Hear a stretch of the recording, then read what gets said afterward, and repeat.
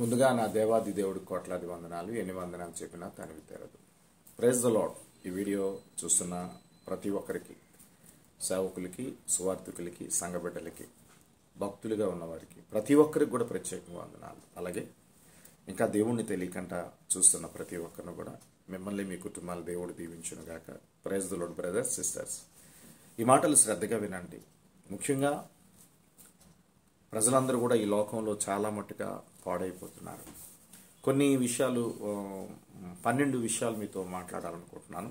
గబగబా మాట్లాడతాను. ప్రతి ఒక్కరు కూడా బైబిల్ గ్రంథంలో ఉన్న ప్రతి వాక్యము బ్రదర్ శైలేష్ పాల్ గారు ఏం చెప్పారు, దేవుడి కృపలో దేవుడి చిత్తానుసారంగా బ్రదర్ గారు ఏం చెప్పారు అన్నది మీరు గ్రహించండి.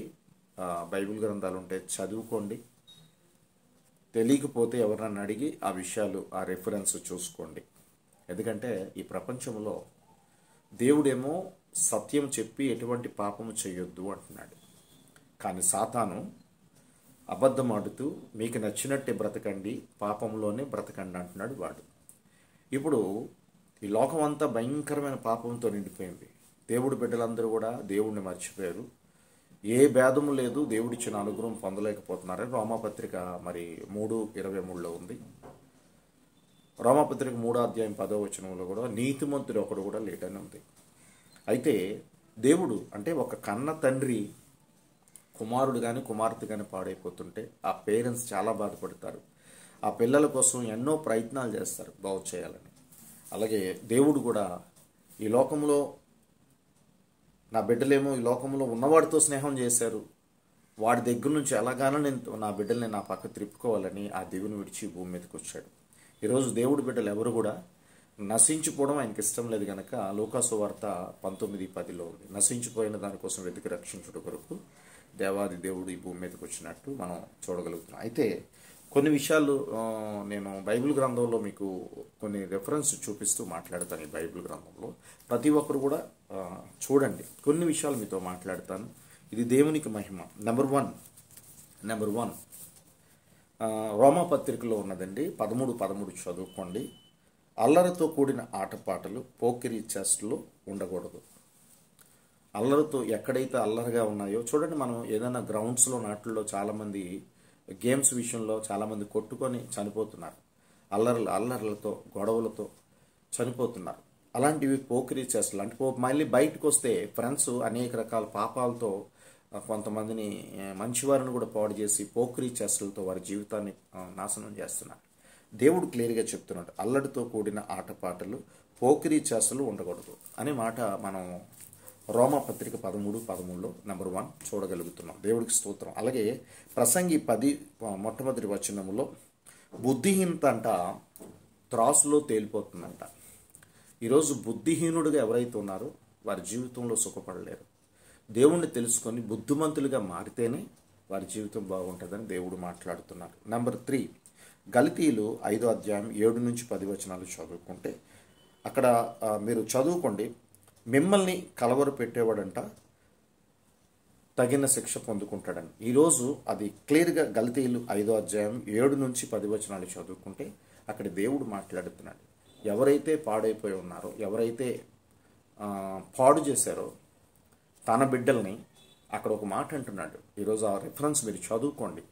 ఏమండి, మిమ్మల్ని కలవర పెట్టేవాడు ఖచ్చితంగా తగిన శిక్ష భరిస్తాడని ఉంది. ఈరోజు దేవుడు బిడ్డల్ని రక్షించుకోవడానికి, తన శత్రువుతో యుద్ధం చేయడానికి దేవుడు రెడీగా ఉన్నాడు. నిన్ను నన్ను రక్షించడానికి. నిన్ను ఎవరైతే ఈ లోకంలో తీసుకెళ్లారో, కొన్ని విషయాలు దేవుడి కోసం చెప్తుంటే కొంతమంది మధ్యకొచ్చి కలవర పెట్టి నిన్ను దేవుడి దగ్గరికి రాకుండా చేసి లోకంలో బానిస దుష్టత్వానికి ఎవరైతే నేను బానిస చేశారో, సాతానికి ప్లస్ మనుషులుగా ఉన్న మనుషులు వారికి కూడా ఖచ్చితంగా తగిన శిక్ష ఉంటుందని దేవుడు మాట్లాడుతున్నాడు. నెంబర్ 4 సామెతలు 5:3-13 మీరు చదువుకోండి. సామెతలు 5 ప్రతి యవ్వన స్త్రీ కానీ ప్రతి యవ్వన పురుషుడైనా సరే జరత్వం అనేది ఉంటుంది. దయచేసి పెళ్లికి ముందు పాపం చేయకూడదు. అలాగని వ్యభిచారమైన గోతులో పడిపోకూడదు. దేవుడు ఇక్కడ కొన్ని మాటలు మాట్లాడుతున్నాడు, బాగా వినండి. సామెతలు 5 ప్రతి యవ్వనుడు కూడా వినాలి. నా కుమారుడా చెవియొగ్గు అన్న మాట మనకి అక్కడ వినిపిస్తుంది. అయితే సామెతలు 5వ అధ్యాయం 3 నుంచి 13 వచనాలు చదువుకుంటే, జరశ్రీ ఛాయ్కి పోక, జరశ్రీ ఛాయ్ కానీ ఎవరన్నా వెళ్తే మొట్టమొదటిగా తేనెలా అందంగా మంచిగా ఉంటుంది, కానీ తుదుకు నీవు బాధపడతావంట. అయ్యో నా బోధకులు మాట వినలేదు, ఈరోజు నాకు కష్టాలు వచ్చేసాయి, భయంకరమైన పాపంలో తిరిగేశానని బాధపడతావంట. జరశ్రీ దగ్గరికి నువ్వు ఎప్పుడైతే ఆ ఛాయ్కి పోయావో నీ జీవితంలో ఎప్పుడూ చూడలేని బాధలు, శ్రమలు, వ్యాధులు కూడా చూస్తావు. నీ దగ్గర ఉన్న ధనం కూడా అయిపోతుంది. తర్వాత నీకున్న మంచితనం పోయి ఒక్కసారిగా నువ్వు కుమిలిపోతావు. అయ్యో నా సేవకులు, బోధకులు ఎంతోమంది నాకు చెప్పారు, నేను వినలేకపోయానని నువ్వు ఎంతో బాధపడతావని అక్కడ క్లియర్గా ఉన్నది కనుక దయచేసి ఆ రెఫరెన్స్ చదువుకోండి. సామెతలు 5వ అధ్యాయము 3 నుంచి 13 వచనాలు ఖచ్చితంగా చదువుకోండి. నెంబర్ 5 సామెతలు 14వ అధ్యాయం 12వ వచనంలో అది నీకు మరణానికి త్రోసివేస్తుందంట. ఎప్పుడైతే నువ్వు చెడు మార్గానికి వెళ్ళిపోతున్నావో అది నిన్ను మరణానికి త్రోసివేస్తుందని క్లియర్గా ఉన్నది. నెంబర్ 6 సామెతలు 7వ అధ్యాయంలో మనం చూస్తే 24 నుంచి 27 వచనాలు చూస్తే దాని ఇల్లు పాతాళమునకు పోతుందంట. దాని ఇల్లు జరశ్రీ అనగా చెడు మార్గంలో ఉన్న స్త్రీ జోరుగా నువ్వు వెళ్ళిన, చెడుగా తిరిగిన బాయ్స్ జోరికి లేడీస్ వెళ్ళిన, ఒక చెడిపోయిన అంటే పోకిరీ చేష్టలతో ఉన్నవాడిని ఒక అమ్మాయి ప్రేమించి వాడితో స్నేహం చేసిన ఆమె పరిస్థితి ఏమైందంటే ఒక దినం పాతాళంలోకి వెళ్ళిపోతుంది. అలాగే చెడు స్త్రీ దగ్గరికి ఒక యవ్వనస్తుడు వెళ్ళినా ఖచ్చితంగా అది అంట చూడండి ఏమంటున్నాడంటే అక్కడ దాని ఇల్లు పాతాళమునకు పోవును, ఆ మార్గం అంట మరణశాలలో దిగిపోతుందంట. ఆ యొక్క చెడు మార్గం మరణశాలలో దిగిపోతుందంట. దయచేసి మరొకసారి సామెతలు 7వ అధ్యాయం 24 నుంచి 27 వచనాలు చదువుకోండి. ప్రతి యవ్వనుడు కూడా మీరు చాలా జాగ్రత్తగా ఉండాలి. చూసిందల్లా నిజం అనుకోవద్దు, చూసిన వారల్లా మంచివాళ్ళు అనుకోవద్దు. దేవుడు మార్గంలో మంచి ఉంది గనక దేవుడు ఎప్పుడు కూడా చాలామందిని గర్దిస్తూ ఉన్నాడు. మంచి మార్గంలో ఉండండి. ఒక స్నేహంలో కూడా ఒక వ్యక్తి చెడుగా తీసుకువెళ్తున్నాడు అంటే వాడిని ఇమీడియట్లీ వాడిని కట్ చేయాలి. అది లేడీస్ అయినా జెంట్స్ అయినా వారిని కట్ చేస్తేనే మీ జీవితం బాగుంది. కట్ చేయకుండా మీరు వెళితే వ్యసనాలు పాలవుతారు, ఎప్పుడు చనిపోతారో తెలియదు. దయచేసి సామెతలు 7వ అధ్యాయం 24 నుంచి 27 వచనాలు చదువుకోండి. నెంబర్ 7 కీర్తనలో 26 అధ్యాయంలో 4వ వచనం చూస్తే అక్కడ క్లియర్గా ఉంది, పనికిమాలిన వారితో సాంగత్వం చేయొద్దు. పనికిమాలిన వారు ఎవరంటే అనేక రకాల పాప మార్గంలో 1వ కీర్తనలో మొట్టమొదటి వచనం కూడా చదువుకోండి. అధ్యాయం మొట్టమొదటి కీర్తనలో మొట్టమొదటి వచనంలో మరి చదువుకోండి. ఎందుకంటే ఆ అపహాసకుల దగ్గర కూర్చోవద్దు అంటాడు. ఒక్క నిమిషం అది చూద్దాం, చూడండి ఆ మాట చూడండి. కీర్తనలు మొట్టమొదటి కీర్తనలో దుష్టు ఆలోచన చొప్పున నడవక, పాపుల మార్గంలో నిలవక, అపహాసకులు కూర్చున్న చోట కూర్చుండక. ఇక్కడ నేను చెప్తున్నాను నడవక, నిలవక, కూర్చోక. ఎందుకంటే వీళ్ళు చాలా ప్రమాదకరంగా ఉన్నారు. పనికిమాలిన వాళ్ళు పాపం చేస్తూ ఉంటారు. ఆ ప్రాంతంలో నువ్వు ఉండకూడదు, అక్కడ నిలవకూడదు, అక్కడ కూర్చోకూడదు. పనికిమాలిన వాళ్ళు ఎప్పుడు పనికిరానివే ఆలోచిస్తుంటారు. పనికి వచ్చేవాడిని పాడు చేయాలని చూస్తూ ఉంటారు. ఇంకొక మాట మీతో చెప్పగలుగుతున్నాను. నెంబర్ 8 కీర్తనలో 15వ కీర్తన చూస్తే నిరపరాధులను అంటే నిరపరాధుని నాశనము చేయడానికి నువ్వు లంచం పుచ్చుకోకూడదనంది. నిరపరాధిని ఒక నిరపరాధిని ఈరోజు ఆఫీస్ డిపార్ట్మెంట్లో మీరు చూస్తే ఒక మంచివాడి మీద బురద పోస్తున్నారు, నిందలు వేస్తున్నారు. ఒక నిరపరాధిని చెడగొట్టడానికి, ఒక నిరపరాధిని జైలుకి పంపించడానికి, ఒక నిరపరాధిని నాశనం చేయడానికి చాలామంది పూనుకొని లంచాలు తీసుకొని అక్రమము ద్వారా అన్యాయం చేస్తూ వెళ్ళిపోతున్నారు. ఒక నిరపరాధిని కానీ నువ్వు కానీ వాడి కోసం నువ్వు లంచం తీసుకుంటే ఈరోజు ఏ జాబ్ చేస్తున్నా, ఇప్పుడు సపోజు ఒక భూముల విషయంలో గొడవలు అవుతున్నాయండి. ఒక నిరపరాధి మంచి ఆయనకి డాక్యుమెంట్స్ అన్నీ ఉన్నాయి, ఇంకోడేమో అది కబ్జా చేసేసాడు. ఈ ఎంఆర్ ఆఫీసు చుట్టూ మరి ఇంకా డాక్యుమెంట్స్ సంపాదించడానికి తిరుగుతూ లంచాలు ఇచ్చి ఫేక్ డాక్యుమెంట్స్ సెట్ చేసేసుకున్నాడు. ఇప్పుడు లంచం ఎవరైతే పుచ్చుకున్నారో వారికి చెప్తున్నాడు, ఒక దినము నేను తీర్పులోని తీసుకువెళ్తాను, నేను నోటి మాటకు లెక్క అడుగుతాను. ఎందుకంటే ఒక నిరపరాధి మంచివాడి భూమిని వాడి పేరు మీద చేసావు, నీ వల్ల వాడు కుటుంబంతో సూసైడ్ చేసేసుకున్నాడు, లేదంటే నీ వల్ల వాళ్ళు రోడ్డు మీదకి వెళ్ళిపోయారు, నీ వల్ల వాళ్ళు అన్యాయం అయిపోయారు, నీ వల్ల వాళ్ళు ఆకలితో ఉంటున్నారు అని ఒక దినము నిన్ను దేవుడు లెక్క అడుగుతాడు. ఎందుకంటే నువ్వు తీసుకున్న లంచం నిన్ను పరలోకానికి తీసుకెళ్ళదు, నరకానికి తీసుకెళ్తుంది. కనుక దయచేసి ఒక నిరపరాధిని చెరపడానికి, నాశనం చేయడానికి నువ్వు లంచం తీసుకోకూడదని దేవుడు మాట్లాడుతున్నాడు. కనుక లంచగొట్లు ఎవరన్నా మీరు కానీ లంచగొట్లు ఎవరైనా సరే డబ్బు కానీ తీసుకుంటే వారు 15వ కీర్తన పూర్తిగా చదువుకోవచ్చు. దయచేసి నిరపరాధిని చెడగొట్టడానికి వీల్లేదు, నిరపరాధిని నాశనము చేయడానికి లంచము తీసుకోకూడదని మరి 15వ కీర్తనలో క్లియర్గా మనం చదవగలుగుతున్నాం. అలాగే నిర్గమాకాండంలో కూడా ఇంకొక మాట నేను మీకు చెప్పగలుగుతున్నాను. 9 నిర్గమాకాండంలో 23వ అధ్యాయంలో 7వ వచనము, అలాగే సామెతలు 30 అధ్యాయము 8వ వచనము, కీర్తనలు 4వ అధ్యాయము 2వ వచనం మీరు చదువుకుంటే అబద్ధాన్ని వెతకొద్దు, దూరంగా ఉండండి అన్నాడు. మరొకసారి రిఫరెన్స్ అవుతున్నాను చూడండి. నిర్గమాకాండము 23 7వ వచనం చదువుకోండి, సామెతలు 30 8వ వచనం చదువుకోండి, కీర్తన 4 2వ వచనం చదివితే అక్కడ మాటలు ఏమంటున్నాడంటే అబద్ధానికి మీరు దూరంగా ఉండాలి. అబద్ధానికి మీరు దగ్గర అయిపోయారంట. అబద్ధమాడినోడు సాతానికి ఒకరోజు నిత్యాగ్ని ఉన్నదని మరి మత్తయి సువార్త 25వ అధ్యాయంలో 41లో ఉంది.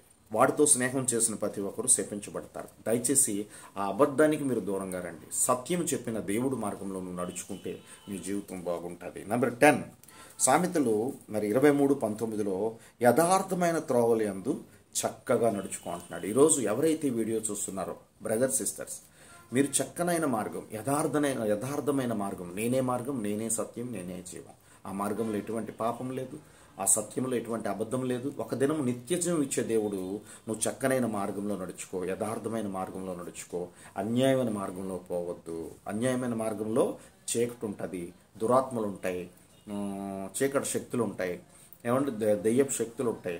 అవి నిన్ను నాశనం చేయడానికి అవకాశం ఉంది. కనుక యథార్థమైన మార్గం, అది వెలుగైన మార్గం, యేసయ్య మార్గంలో నువ్వు నడుచుకుంటే ఏనాడు నువ్వు పడుకోవడానికి అవకాశం లేదు. దేవుడే నీకు తోడుండి నడిపిస్తాడు. అలాగే 11 మీకు 12 విషయాలు చెప్తున్నాను. ఇది 11వ విషయం. ప్రకటన గ్రంథము 22 అధ్యాయంలో 11లో అన్యాయం చేసిన వారిని అన్యాయం చేయనేమో అంటే, చాలామంది ఎంత చెబుతున్న సత్యాన్ని వినబడకంట వారికి నచ్చినట్లే తిరుగుతున్నారు. దేవుడు అంటాడు అన్యాయం చేసిన వాడిని అన్యాయం చేయను, అక్రమం చేసిన వారిని అక్రమం చేయమాను, దుష్టత్వంతో నిండిపోయిన వాడిని దుష్టంతో నిండమను, ఒక దినము తీర్పు అయితే ఉన్నది అని దేవుడు మాట్లాడుతున్నాడు. అందుకే అన్యాయస్తులు పరలోకానికి వెళ్ళరని అక్కడ ముందుగా మీకు ఏం చెప్పాను, అన్యాయం చేయని వారిని చేసుకోనిమ్ము అనే మాటలో ప్రకటన గ్రంథం 22:11లో ఉంది. కనుక వాళ్ళని చేసుకొని, కానీ నీ ధర్మం నీ వాళ్ళు ఎదురైతే అన్యాయం అయ్యా, తప్పయ్యా, అన్యాయం నువ్వు వాళ్ళ చేయొద్దయ్యా, అమ్మ నాన్న కొట్టొద్దయ్యా, నీ భార్యను కొట్టొద్దయ్యా, నీ భర్తను తిట్టొద్దయ్యా, నీ పిల్లలు పాడైపోతున్నారు వారిని సరిదీసి సరిగ్గా చక్కగా చదివించుకోండి అయ్యా, చక్కగా ప్రేమతో ముందుకు వెళ్ళండి, నిన్ను వాళ్ళు నీ పొరుగు వారిని ప్రేమించండి అయ్యా అని మనం బలపరిచే వ్యక్తులుగా ఉండాలి తప్ప, సువార్త ప్రకటించే వ్యక్తులుగా ఉండాలి తప్ప, అయినా వినకపోతే ఇంక నువ్వు వదిలివలసిందే. వారి కొరకు జీవితకాలం అంతా ప్రార్థన చేయి. దేవుడి చిత్తమైతే మధ్యలో తెలుసుకుని మారుతారు. ఒకనకప్పుడు నేను అన్యాయం చేస్తున్న మార్గంలో వెళ్ళాను, కానీ దేవుడు ఆయన సువార్త ద్వారా నన్ను రక్షించుకున్నాడు. ఒకనకప్పుడు దుర్గా మల్లికార్జున అలియాస్ మల్లిబాబు ఈరోజు బ్రదర్ సైలేస్ పాల్గా తన బిడ్డగా బ్రతుకుతున్నాను. దయచేసి అన్యాయం చేసిన వాళ్ళు కూడా పరలోకానికి వెళ్ళరని 1 కొరింథీయులు 6:9 చెప్తుంది. పరలోకం కోల్పోతున్నారు అన్యాయం చేసిన వాళ్ళు. అక్రమము, అన్యాయము, అబద్ధాలతో నిండిపోయి ఇష్టాసారంగా బ్రతికిన వాడు, చీకటితో సావాసం చేసిన వాడు ఖచ్చితంగా వారికి పరలోకం కోల్పోతారని. అయితే 12 విషయాలు చెప్తాను. 12వ విషయం సామెతలు 14వ అధ్యాయము 27వ వచనం చూసుకుంటే చూడండి, భక్తి నిన్ను మరణం నుండి విడిపిస్తుంది అని ఉంది. సామెతల అధ్యాయము 14వ అధ్యాయం 27వ వచనంలో ఈ బైబిల్ గ్రంథం చెప్తుంది, నీ భక్తి నిన్ను మరణము నుంచి విడిపిస్తుంది. మరణము నుంచి అనగా రెండో మరణం నుంచి నీకు విడిపిస్తుంది. నీకు రెండో మరణం హానికరం ఉండదని ప్రకటన గ్రంథం 2:11 చెప్తుంది. అన్యాయం చేసిన వాడికి రెండో మరణం ఉందని అదే ప్రకటన గ్రంథము 20వ అధ్యాయంలో 14-15 చెప్తుంది. అదే ప్రకటన గ్రంథంలో 21వ అధ్యాయం 8వ వచనం చెప్తుంది నరకం. దయచేసి రెండో మరణంకు వెళ్ళిపోకంట. రెండో మరణాన్ని కాపాడబడాలి అంటే మంచిగా నువ్వు మరణము నుంచి విడుదల పొందుకోవాలని, ఆ మరణానికి నువ్వు అంటే రెండో మరణానికి వెళ్ళిపోకంట, దేవుడు మార్గాన్ని వెతకండి. రెండో మరణం ఎవరికంటే అన్యాయం చేసిన వారికి. ఇప్పుడు చెప్పాను, ఈ 12 వచనాలు చదువుకోండి. జాగ్రత్త, ఎటువంటి చెడు మార్గానికి పోకంట మీరు. దేవుడు మార్గంలో సత్యమైనది ఏంటి, నిజమైనది ఏంటి, యథార్థమైనది ఏంటి, నీతి ఏంటి, మంచితనం ఏంటి, ఇలాంటివన్నీ తెలుసుకొని ఎదుటివారిని కనికరించే మనసు, ప్రేమించే మనసు, సహాయం చేసే మనసుతో మన కుటుంబంలో తల్లిదండ్రులు ప్రేమిస్తూ, భార్యను ప్రేమిస్తూ, భర్తను ప్రేమిస్తూ, పిల్లల్ని జాగ్రత్తగా పెంచుకుంటూ, తోటి వ్యక్తులతో కులమతాలు లేకుండా, మతపిచ్చి ఉండకంట, అందరినీ సమానులుగా చూస్తూ ముందుకెళ్తే ఒక దినం నీకు పరలోక రాజ్యం ఉంటుంది. బ్రదర్, సిస్టర్, ఈ 12 విషయాలు బాగా చదువుకోండి. God bless you all. ముందుగా ఎక్కువగా యవనస్తులు బాగా మీకు చెప్తున్నాను, నా కుమారుడా చెవి యుగ్గాన్ని దేవుడు మాట్లాడుతున్నాడు. సామెతలు మరి 7:24 ఆల్రెడీ చెప్పాను, మీరు చదువుకోండి. జాగ్రత్త, చెవి మీరు ఇస్తే మీ జీవితం బాగుంటుంది. చెవి ఇవ్వకుండా మీ ఇష్టం పోక్రీ చేష్టలు తెలితే తప్పించుకోలేరు రెండో మరణం. ఎవరైతే తప్పించుకుంటారో దేవుడు మాట విన్నవాడు, దేవుడు మార్గంలో నడిచినవాడు మాత్రమే పరలోకంలోకి వెళతాడు. దయచేసి మంచితనంతో నింపబడండి, ఎందుకంటే దేవుడు అందరినీ చూస్తున్నాడు. సామెతలు 15:3 చదువుకోండి. మంచివారిని చెడ్డవారిని, ఎందుకంటే ఒక దినము లెక్కడడానికి చెడ్డవారిని ఎడం పక్కన ఉంచుతాడు, మంచివారిని కుడి పక్కన ఉంచుతాడు.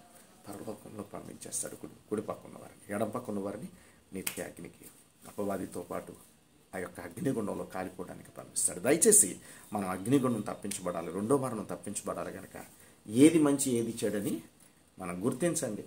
ప్రతి గ్రంథాలు చదవండి. పరిశుద్ధమైన గ్రంథం, పాపము లేని గ్రంథం, పాపము లేని దేవుడితో మనం సావాసం చేసి, ఆయనతో స్నేహం చేసి, ఆయన మార్గంలో నడుచుకుంటే మనందరం కూడా రక్షించబడతాం. అందరికీ ప్రభు అయిన దేవుడు, అందరిలో ఉన్న దేవుడు నేను రక్షించడానికి ఈ మాటలు చెప్పాడు. God bless you all. Praise the Lord. ఇది మాత్రం కులం అయితే కాదు, మతం కాదు. ఆయన కులదేవుడు కాదు, మతదేవుడు కాదు. హిందువుగా ఉంటాడు, క్రైస్తవుడిగా ఉంటాడు, మరి ముస్లింగా ఉంటాడు. ఎందుకంటే అందరిలో ఉన్నవాడు కనుక ఆయనకి మతానికి సంబంధించిన దేవుడుగా మాత్రం మీరు అనుకోవద్దు. ఆయన మార్గములో నడిచిన ప్రతి ఒక్కరూ, నీతి మార్గంలో, యథార్థ మార్గంలో నడిచిన ప్రతి ఒక్కరూ రక్షించబడతారు. ఆయనే దేవుడు అని తెలుసుకున్న ప్రతి ఒక్కరు కూడా రక్షించబడతారు. God bless you all. Praise the lord. మీ బ్రదర్ సైలెస్ పాల్.